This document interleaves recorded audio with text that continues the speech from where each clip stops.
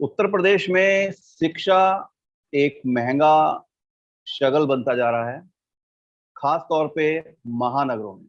अगर हम दिल्ली एनसीआर के उत्तर प्रदेश के बड़े जिलों की बात करें, जिसमें गाजियाबाद और नोएडा है, तो यहाँ बीते कई सालों से पेरेंट एसोसिएशन बन गई हैं, जो लगातार पेरेंट्स के लिए अधिकारों के लिए लड़ती रहती हैं। बच्चों की पढ़ाई कितनी महंगी हो गई है, उसका संघर्ष करती हुई दिखती हैं। ऐसे में बहुत जरूरी है कि स्कूल, शिक्षा और पेरेंट्स तीनों के लिए बात करी जाए। इसके लिए आज हमने नोएडा में पीवीएम के नाम से एक पेरेंट एसोसिएशन है, उसके अध्यक्ष हैं मनोज कटारिया जी, उनको बुलाया है। मनोज जी, आपका स्वागत है। नमस्कार। धन्यवाद। इससे पहले कि हम इस परिचर्चा को शुरू करें, अगर आप ये प्रोग्राम फेसबुक पर देख रहे हैं तो हमारा फेसबुक पेज जरूर लाइक कीजिएगा, और अगर आप ये प्रोग्राम यूट्यूब पर देख रहे हैं तो हमारे यूट्यूब चैनल को सब्सक्राइब करना ना भूलें, जिससे आपको आगे के नोटिफिकेशन मिलते रहें। धन्यवाद। अब हम बात करते हैं मनोज जी से। मनोज जी, आप कई सालों से पेरेंट एसोसिएशन से जुड़े हुए हैं, लगातार पेरेंट्स के और बच्चों के हितों के लिए स्कूलों से टकराव की स्थिति में दिखते हैं। सबसे पहली बात मैं ये जानना चाहता हूँ कि क्या ये अनवरत प्रक्रिया है कि पेरेंट्स स्कूलों के साथ लड़ते रहेंगे? समस्या है कहाँ है और समाधान कहाँ है? जी, सबसे पहले तो मैं आपका धन्यवाद करता हूँ कि आपके जी माध्यम से अभिभावकों की जो समस्या है वो रखने का मुझे यहाँ मौका मिलेगा। और जी थोड़ा सा करेक्शन मैं आपके लिए करना चाहता हूँ कि जो जी। हमारी संस्था है उसका नाम Gautam Buddh Nagar parents welfare society यानी GPWS अच्छा। है और उसका मैं संस्थापक हूँ। जी। Okay sir, okay. आ, तो दूसरी बात, जहाँ तक बात आती है अभिभावक की समस्या की, क्या ये निरंतर रहेगी या इस तरह से अभिभावक निरंतर इस तरह से स्ट्रगल या एजिटेशन करते रहेंगे, प्रोटेस्ट करते रहेंगे? तो जी। जब भी कभी बात अभिभावक के खिलाफ जाती है, स्कूल, आपने देखा होगा स्कूल अभिभावक तो क्या हम्म। एडमिनिस्ट्रेशन की बात नहीं सुनते हैं। जी। आपको शायद याद होगा एक निजी स्कूल में एक्सप्रेस वे हम्म पर एक खाने में पॉइजन निकला था। तो जब हम्म सॉरी फूड पॉइजनिंग हो गया था, तो उस समय हमारे एडीएम साहब और उस समय के जो सर्कल ऑफिसर थे वो हम्म 2 घंटे स्कूल के बाहर खड़े रहे थे, तब जाके उनको हम्म एंट्री मिली। तो 2 घंटे उनको पूरे खड़ा करना पड़ा। तो आप समझ लीजिए कि स्कूल कितनी एडमिनिस्ट्रेशन की सुनते हैं और कितनी अभिभावक की सुनते हैं। हम्म दूसरी बात, जो आपने कहा था कि एनसीआर में जो स्कूल है वो महंगे हैं, ये बिल्कुल हम्म सच्चे है, सत्य है। और आप ये लगाइए कि जो पे स्केल सीबीएसई ने हमें फिक्स किए हुए हैं के लिए, स्टाफ के लिए, वो सब जगह सेम है। चाहे वो नोएडा का शहर हो, वहाँ के स्कूल हो, हम्म या फिर कहीं दूर इंटीरियर में गाजीपुर, बलिया वगैरह इस तरह के कहीं पर जो स्कूल बने हुए उनके लिए हो, सबके पे स्केल सेम है। तो वहाँ की अगर आप फीस देखेंगे तो मुझे हम्म लगता है वहाँ की फीस, जैसे मैं बुलंदशहर को जानता हूँ, बुलंदशहर में कई स्कूल्स को भी मैं जानता हूँ, तो वहाँ पे हम्म जो फीस है वो नोएडा के स्कूलों से आती है। और आप दूर भी मत जाइए, आप नोएडा से बड़ा शहर हमारा दिल्ली है, देश की राजधानी है। हमारी राजधानी के जो प्राइवेट स्कूल्स हैं, मैं अगर आपको कंपैरिजन दूं, यहाँ नोएडा हम्म में उन्हीं उन्हीं मतलब एक ही मैनेजमेंट के स्कूल जो नोएडा में भी हैं और उसी मैनेजमेंट के स्कूल जो दिल्ली में भी हैं, तो हम्म आपको पर क्वार्टर 5 से लेके 10,000 रुपए तक का डिफरेंस नजर आ जाएगा। आप खुद उठा के देख लीजिएगा। कई स्कूल ऐसे हैं जिनके दोनों जगह स्कूल चल रहे हैं ऐसे मैनेजमेंट के, दिल्ली में उसका भी। उसका रीजन क्या है? क्या नोएडा ज्यादा कॉस्टली है, दिल्ली सस्ता है, या नोएडा में ब्रांडिंग ज्यादा बड़ी है? मुझे जहां तक लगता है, जहाँ नोएडा को एक रिच सिटी माना जाता है, हाँ हाँ यूपी में तो माना ही जाता है, लेकिन एनसीआर हाँ। में भी अगर गुड़गांव के बाद कोई शहर आता है तो वो नोएडा ही है। और आप इसको देश का ओके। सेकंड रिच भी मान सकते हैं। अब मैं मुंबई, इसको, गुड़गांव के चलिए, बाद तो थर्ड हाँ, थर्ड। एक तो ये जनरलाइज बात हो गई। अब मैं बातें करता हूँ जो इस समय लगातार मैं सुन रहा हूँ कि इस साल यूपी सरकार ने 5% फीस बढ़ाने की बात कही, 5% है शायद। जी जी और इसका विरोध कई जगह पेरेंट एसोसिएशंस कर रही हैं, गाजियाबाद में भी कर रही हैं, तो ग्रेटर नोएडा वेस्ट में भी कर रही हैं, आप लोग भी कर रहे हैं। कहीं तो या पेरेंट्स जो हैं शू पॉलिश भी करने बैठ गए हैं। मेरा एक बहुत बेसिक सा सवाल है। देखिए, शिक्षा एक बेसिक अधिकार है, तो जब हम बेसिक की बात करते हैं तो हम बेसिक स्कूलों में जाते हैं, लेकिन जब हम चूज करते हैं मैं एक मारुति ऑल्टो लेता हूँ, वो मेरी नेसेसिटी है, मगर मैं होंडा सिविक लेता हूँ तो वो मेरा शौक है। तो यहाँ पर जो बेसिक प्रॉब्लम है कि फीस पे इतना बवाल क्यों है? बीच में आपकी वॉइस चली गई थी आशु जी। अच्छा, मैं पूरा क्वेश्चन ठीक से ओके, सुन मैं नहीं दोबारा पाया कहता हूँ। हूँ। हाँ, मैं दोबारा कहता हूँ जी। कि जैसे हम कोई प्रोडक्ट लेते हैं, सपोज एक नेसेसिटी है स्कूल, जो नेसेसिटी है शिक्षा, तो जैसे हम एक गाड़ी लेते हैं मारुति ऑल्टो, अगर हमारी नेसेसिटी है तो हम उसको अपनी जरूरत के लिए लेते हैं। लेकिन अगर हम होंडा सिविक लेते हैं या मर्सिडीज लेते हैं तो उसमें हम फिर प्राइस पे कंप्रोमाइज नहीं करते। लेकिन मैं देखता हूँ लगातार छोटे स्कूल से लेके और बड़े स्कूल तक सबका एक ही पैटर्न है कि साहब स्कूलों की फीस बहुत बढ़ गई है। लेकिन ये भी तो सच्चाई है कि हम ही उन्हें चूज कर रहे हैं। आशु जी, मैं इसमें एक चीज ये कहना चाहूंगा कि हम हाँ, अपने बच्चों को अच्छी क्वालिटी के स्कूल में भेजना चाहते हैं, अच्छी क्वालिटी जहाँ पे शिक्षा मिल रही है अच्छी क्वालिटी की, हम वहाँ हाँ, भेजना हाँ, चाहते हैं। ऐसा हाँ, नहीं है कि हम लोग गवर्नमेंट स्कूल में नहीं पढ़े या फिर एडेड स्कूल में नहीं पढ़े। हम सभी लोग अभी भी जो अभिभावक आपके सामने आ रहे हैं वो अभी भी हम्म, काफी उस मात्रा में उन्हीं स्कूल और प्रोडक्ट हैं जो या तो गवर्नमेंट स्कूल थे या फिर एडेड थे। लेकिन जी, वो चाहते हैं हमारे बच्चे अच्छे स्कूल में पढ़े। हाँ, उसका एक रीजन ये है कि आज आप देखिए गवर्नमेंट स्कूल में गवर्नमेंट ये सॉरी जो स्कूलों का डिपार्टमेंट है जैसे डीआईओ से या पीएस से, क्या उनके अधिकारी भी अपने बच्चों को अपने ही स्कूल में पढ़ा रहे हैं? क्या उनको भी भरोसा नहीं है अपने स्कूलों पे कि वहाँ पढ़ाई की क्वालिटी अच्छी है? वो भी अपने बच्चों को, आप देखेंगे सरकारी अधिकारी भी अपने बच्चों को महंगे से महंगे स्कूल में पढ़ा रहे हैं, क्योंकि उनको पता है कि गवर्नमेंट स्कूल में वो क्वालिटी और वो चीजें नहीं मिल पाएंगी नहीं बच्चों नहीं, को, वो मैं ये एनवायरमेंट नहीं समझना मिल चाहता हूँ पाएगा। मनोज जी, मनोज जी, मैं ये समझना चाहता हूँ जी। कि जी। क्वालिटी स्कूल, अच्छे स्कूल और महंगे स्कूल में ये कैसे तय हो कि जिसको आप महंगा स्कूल कह रहे हैं वो अच्छा ही है? जी सर, देखिए हाँ, जहां तक मैंने आपकी बात पूरी कर अभी अपनी बात भी पूरी करता हूँ। जो आपने मुझसे पहले पूछा था कि हम चूज करते हैं हम्म, स्कूलों को, हम चूज हम्म, इसलिए करते हैं जितनी हमारी अपनी इनकम होती है उसके हिसाब से हम एक स्कूल हम्म, चूज कर लेते हैं। हमारा ठीक है, इंक्रीमेंट होता है मुश्किल से साल में 5 से 7%। स्कूल की फीस बढ़ती है हाँ, 15 से 20%। ये पहले अब हाँ, तक हाँ, होता आया था 2018 से पहले। उसके बाद हाँ, हाँ, सरकार का एक एक्ट आ गया, एक्ट के द्वारा फीस फिक्स हो गई है कि आप सीपीआई प्लस 5% से ज्यादा नहीं बढ़ा सकते थे। उसमें भी एक कंडीशन होती थी कि स्कूल को हम्म, अपने टीचर्स की सीएसएलवी की इंक्रीमेंट भी देनी पड़ेगी। तो दोनों में जो हम्म, कम होगा, या तो सैलरी का इंक्रीमेंट या 5% प्लस सीपीआई, वो स्कूल निर्धारित हम्म, करेगा, वही फीस बच्चों से ली जाएगी, उतना इंक्रीमेंट उसका होगा।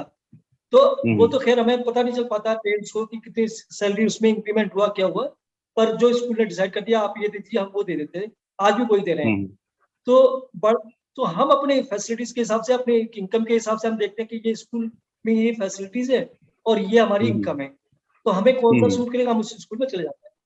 तो अब वहां जब जाते हैं तो हमारी फीस लगातार बढ़ती चली जा रही है और ज्यादा होती जा रही है हम्म, हमारे पॉकेट से। तो हम लोगों को फिर प्रोटेस्ट करना पड़ता है। तो चूज तो हम अपने हिसाब से ही करते हैं, लेकिन उसकी फीस इतनी ज्यादा हो जाती है कि फिर हमें उस हम्म, स्कूल के अगेंस्ट आना पड़ता है सामने। ओके, अब मैं ये समझना चाहता हूँ कि जो, चलिए ये बात समझ में आ गई कि आपने अपने चॉइस चॉइस के हिसाब से स्कूल चुना। लेकिन अगर फीस बढ़ रही है तो हम स्कूल चेंज भी तो कर सकते हैं, फिर उसी स्कूल में रखने की जिद क्यों है?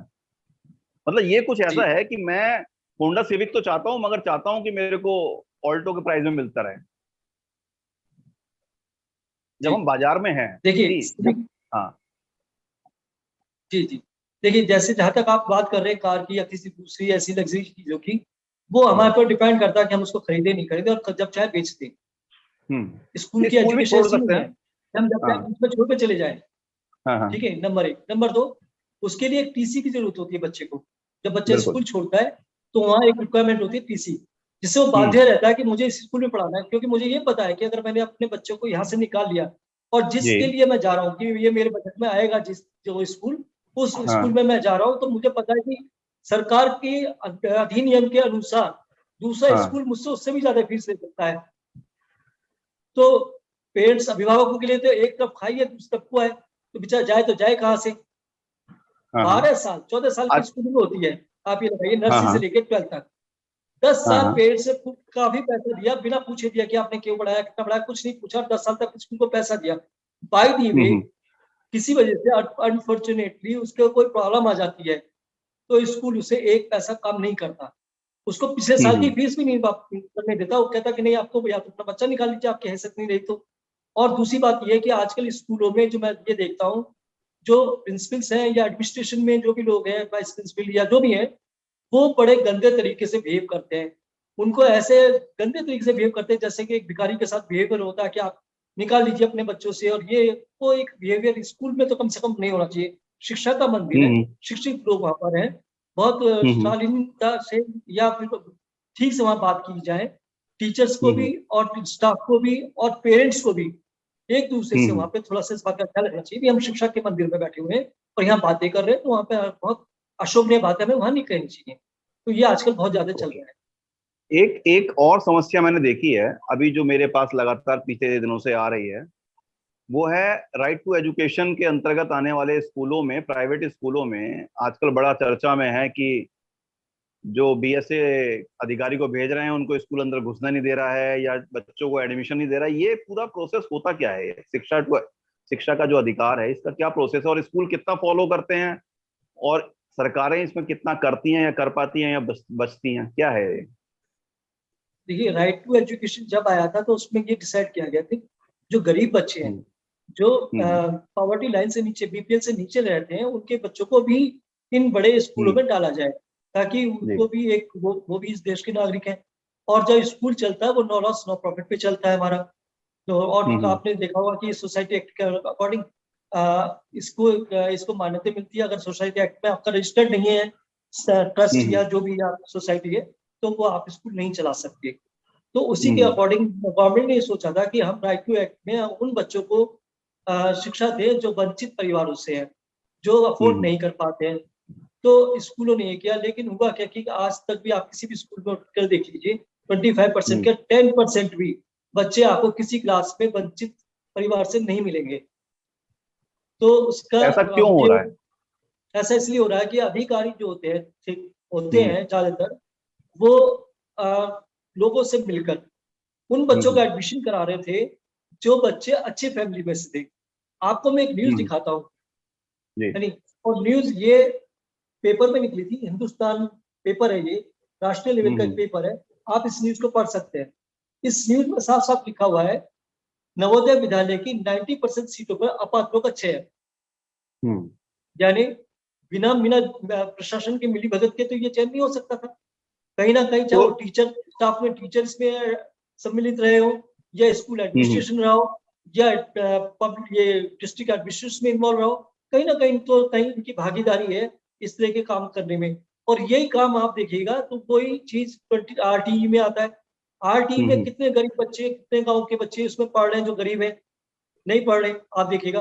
पहले आपने देखा तो होगा कुछ कई, स्कूलों में। मतलब मैं एक बड़ा सीरियस सवाल पूछ रहा हूँ, और ये एलिगेशन पेरेंट एसोसिएशन पे लगता है कि अक्सर पेरेंट एसोसिएशन अपने बच्चों का आरटीई के तहत दाखिला कराने के लिए भी लोग आजकल जुड़ जाते हैं। ये इसमें कितनी सच्चाई है? मुझे एक इंसान का नाम बताइए जिनकी हाँ। एसोसिएशन रजिस्टर्ड हो, जिनकी हम्म एसोसिएशन रजिस्टर्ड हो और उसने अपना बच्चे को आरटी में एडमिशन कराया हो। एक एक आदमी का नाम, मैं नहीं कहा कुछ आदमी, मतलब कुछ होंगे, एक भी हाँ। आदमी का नाम, क्योंकि नहीं नहीं, जो मेरे भी पास ये, हाँ, जब मैं शिड्यूल इस है। मुद्दे हाँ जब मैं इस मुद्दे पे रिसर्च कर रहा था, तो देखिए, मैं सबसे बात कर रहा था तो हर तरीके के सवाल जवाब आए। सबके अपने अपने, स्कूल वालों के अपने तर्क हैं, और आप लोगों के अपने तर्क हैं, पेरेंट्स के अपने तर्क हैं। तो एक ये बात भी कहीं ना कहीं निकल के आई कि लोगों ने इतनी पेरेंट एसोसिएशन इसलिए बना ली है कि ताकि वो स्कूलों पे दबाव बना सकें कि भाई हमारे बच्चे का फ्री कर दो, बाकी का होना हो। ऐसा भी कुछ होता है? नहीं, मुझे नहीं लगता कोई भी जो रजिस्टर्ड पेरेंट्स एसोसिएशन है उनमें हाँ ऐसा हाँ कुछ कोई दबाव बना। मैं 2-3 पेरेंट्स एसोसिएशन को यहाँ पे जानता हूँ, जैसे हमारी हाँ हाँ। Gautam Buddh Nagar parents welfare society है, दूसरी और नोएडा पेरेंट्स एसोसिएशन है, या फिर गाजियाबाद पेरेंट्स एसोसिएशन है। इनमें ऐसा कोई प्रेशर बनाने वाला नहीं है, हम तो स्कूल का साथ देने हम्म वाले हैं। हम तो एक ब्रिज का काम करते हैं, जो पेरेंट्स और हम्म स्कूल के साथ मिलकर काम करें और स्कूल के बच्चों की अच्छी एजुकेशन मिले, इस और सुरक्षा मिले, इसके लिए हम काम हम्म करना चाहते हैं। ना कि उन पर अब मैं प्रेशर बेसिकली बनाना। एक बात समझना चाहूंगा मनोज जी। देखिए जी है क्या कि लगभग हर स्कूल के पैरेलल एक पेरेंट एसोसिएशन होती है जो उसके पेरेंट्स की जी होती है। जी लेकिन दो तरह के स्कूल हैं हमारे पास, तीन तरह के स्कूल मैं समझता हूँ हैं। एक हमारा स्कूल है जो सरकारी स्कूल है। दूसरे ये निजी स्कूल हैं जिनको हम लोग कहते हैं प्राइवेट स्कूल जिन्हें कह रहे हैं या जिन्हें हम, तीसरे पब्लिक स्कूल स्कूल। मिशनरी के स्कूल हैं। जी मिशनरीज के स्कूल हैं जो एक धर्म विशेष की शिक्षा देते हैं और वो कहते हैं कि हमने अपने धार्मिक संस्थान है। अब इन तीनों में जो बेसिक प्रॉब्लम है सब जगह आपका, जो जैसे आपने मुझे बताया इतनी देर तक, कि अधिकांश जगह एक ही वो है कि वन साइडेड फॉर्मूला है। अगर आप मिशनरीज में जाते हैं तो भी आप उनके हिसाब से चलेंगे, थोड़ा भी दाएं बाएं होंगे तो वो कहेंगे अच्छा आप अपना बच्चा निकाल लीजिए। निजी स्कूल में जाते हैं तो वो जिसके भी ट्रस्ट के हैं, ट्रस्ट तो क्या है वो एक तरीके से it's one kind of business, right. So वो भी कहते हैं कि अगर आपका वो नहीं है, कोई भी आप कंप्लेंट करते हैं तो वन साइडेड है, मतलब आपके पास चॉइस नहीं है और आप लोग 100 50 200 लोग इकट्ठा होकर प्रोटेस्ट करते हैं या कुछ करते हैं, लेकिन इसमें सरकार की तरफ से कोई प्रोटेक्शन नहीं है जो मुझे अभी तक समझ में आया जितनी मैंने रिसर्च करी। और जब ये सरकार की तरफ से कोई प्रोटेक्शन नहीं होता है पेरेंट्स को, तो ये एक तरीके से, जैसे अगर आप कहीं बायर्स हैं या उपभोक्ता हैं तो आप कंज्यूमर फोरम में जाते हैं, तो यहाँ पर कोई ऐसी सिचुएशन है या सिर्फ ये अभी तक ऐसा ही चल रहा है, सरकार की तरफ से कुछ ऐसा वो नहीं है? देखिए, जब बीजेपी गवर्नमेंट बनी थी पहली बार यूपी में, जी। हाँ अब हाँ तो हाँ उनका सेकंड टर्म चल रहा है, उस समय इन्होंने एक ड्राफ्टिंग की थी और एक्ट लेकर आए थे हाँ 2018 में। पहले बिल पास हुआ जी। अप्रैल में, फिर उसका सितंबर में इसका एक्ट बन गया। तो उसमें बहुत सारी उम्मीदें ये थी कि ये हम्म अभिभावकों के हक में बनेगा, स्कूलों हम्म को इतना ही हक दिया जाएगा जितना वो अपने स्कूल को ठीक से रन करा सकती। और इसकी हम्म ड्राफ्टिंग में आप बिलीव नहीं करेंगे कि पेरेंट्स की जगह स्कूल के ऑनर भी थे उस कमेटी में जिसने ड्राफ्ट किया। हम्म उसमें कुछ कमी तो है, जरूरत पड़ेगी तो हम हम्म उसको भी डिस्कस करेंगे। तो उसमें हम्म कुछ कमी तो थी जो पेरेंट्स के अगेंस्ट। मैं आपको एक मोटी सी कमी बताता हूँ कि अगर हम्म आपने अपने बच्चे को निकाल के दूसरे स्कूल में डाला, ठीक है, तो वहां पे जो फीस आपके बच्चे से ली जाएगी वो नहीं ली जाएगी जो उस स्कूल के उस बड़े बच्चों की होगी। हम्म आपके बच्चे से ज्यादा स्कूल वसूल कर सकता है। और उसका एग्जाम्पल यहाँ नोएडा में है, 2 3 स्कूलों में जो नए बच्चे हैं उनकी फीस ज्यादा है। मान लीजिए किसी बड़े स्कूल में एक बच्चे की फीस 30,000 रुपये पर क्वार्टर चल रही है, सपोज कीजिए। तो दूसरे बच्चा जो नया हम्म बच्चा आया है, लास्ट ईयर आया है, उसकी 40,000 रुपये पर क्वार्टर है। तो एक ही क्लास है, एक ही शिक्षा है, एक ही टीचर है, एक ही क्लासरूम में सारी फैसिलिटी सेम है। तो एक हम्म। बच्चा दे रहा है 30,000 रुपये और जो नया बच्चा आया वो दे रहा है 40,000 रुपये।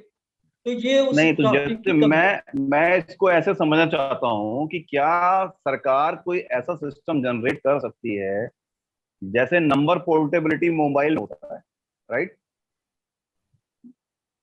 नंबर पोर्टेबिलिटी करते हैं ना हम लोग कि मेरा नंबर ये रहेगा, मैं सर्विस जियो की ले लूं, एयरटेल की ले लूं, किसी की ले लूं। तो ऐसे ही जी टीसी की जगह गवर्नमेंट को एक ऐसा मैकेनिज्म बनाए जहां पे मैं बच्चे को, अगर मुझे स्कूल पसंद नहीं आ रहा है या मैं अफोर्ड नहीं कर पा रहा हूँ तो दूसरी जगह कहीं शिफ्ट कर रहा हूँ, तो मेरे को इतना ज्यादा मैकेनिज्म में परेशानी ना हो।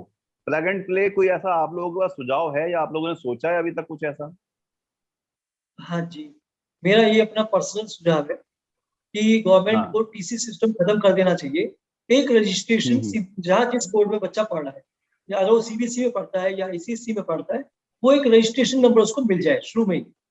और उसी हम्म रजिस्ट्रेशन के नंबर से वो किसी भी स्कूल में जा सकता हो, इंस्टेड ऑफ कि वो हम्म टीसी पे डिपेंडेंट रहे कि भाई टीसी हमें स्कूल से मिलेगी तभी हम जाएंगे। तो ये टीसी हम्म सिस्टम हमें जो है ना, ये एक्चुअली जो है स्कूलों को जो आप देखिए जो टॉर्चर करते हैं अभिभावक को स्कूल, वो इस टीसी की वजह से करते हैं। उनको पता है ये जाएगा कहाँ, हम्म टीसी तो हमारे पास है, बिना टीसी के जाएगा नहीं। तो वो थोड़ा सा एक, हम्म अगर टीसी का सिस्टम यहाँ खत्म करके एक रजिस्ट्रेशन नंबर स्टार्ट कर दिया जाए कि इस बच्चे का हम्म रजिस्ट्रेशन नंबर सीबीएसई में होगा, या वो आईसीएसई बोर्ड में पढ़ा तो आईसीएसई में रहेगा, वो किसी भी आईसीएसई बोर्ड के स्कूल में जाए उसी नंबर से वो अपना हम्म काम चला सकता है। तो मेरे ख्याल से ये हम्म। प्रॉब्लम थोड़ी सी कम भी हो जाएगी और तो स्कूल आप भी लोगों ने थोड़े। बजाय बजाय इसके कि आप लोग फीस पे हमेशा बात करते रहते हैं, आप लोग छोटी छोटी मुद्दों पे बात करते रहते हैं। इस ऐसे यूनिवर्सल कॉज पे अभी तक सरकार से कोई बातें करनी शुरू करी हैं, या बस सिर्फ फीस पे ही नहीं लड़ाई चल रही है?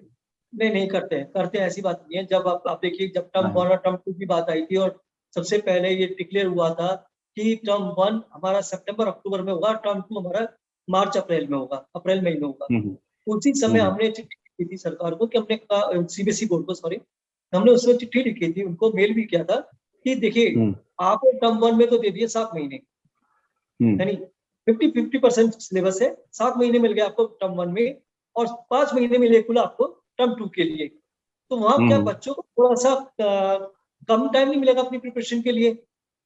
तो बेटर ये होगा कि उसको बजाय 7 महीने के 6 महीने का कर दीजिए। तो हमने वो लेटर भी दिया था, आज मैं हो हम्म। सकता है आपको भेज भी दूंगा।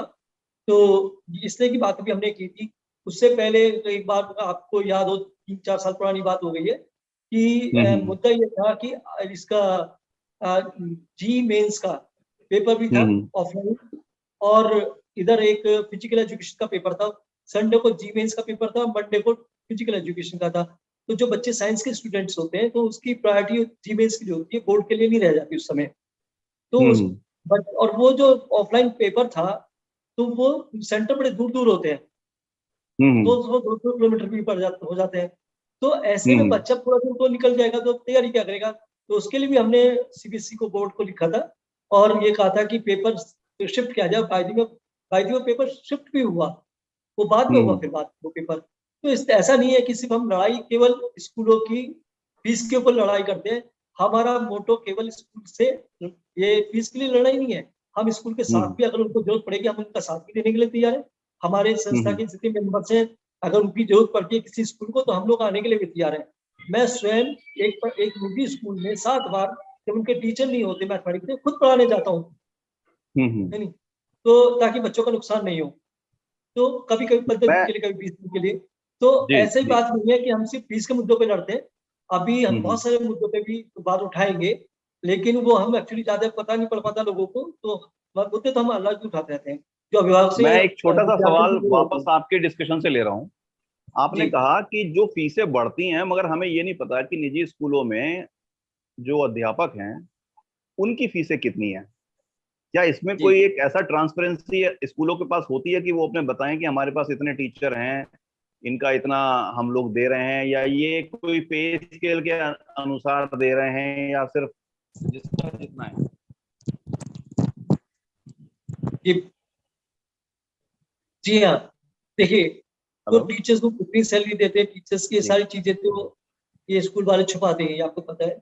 और एक ऑडिट करके सीबीएसई हम्म। बोर्ड को वो देते हैं। तो हमारा भी यही कहना था, जब फीस हाँ। कम नहीं हो गई थी और स्कूल बंद थे। आपने देखा होगा, अभी जो हम्म। कोरोना का 2 साल का पीरियड था, उसमें काफी स्कूलों ने अपने हम्म। जो क्या कहते हैं, टेम्परेरी टीचर थे हम्म। या एडॉप्ट बेसिस थे, जी। उनको उन्होंने डेली बेसिस वालों के स्टाफ को भी और टीचर्स को भी अपने स्कूलों से काफी को निकाल दिया था।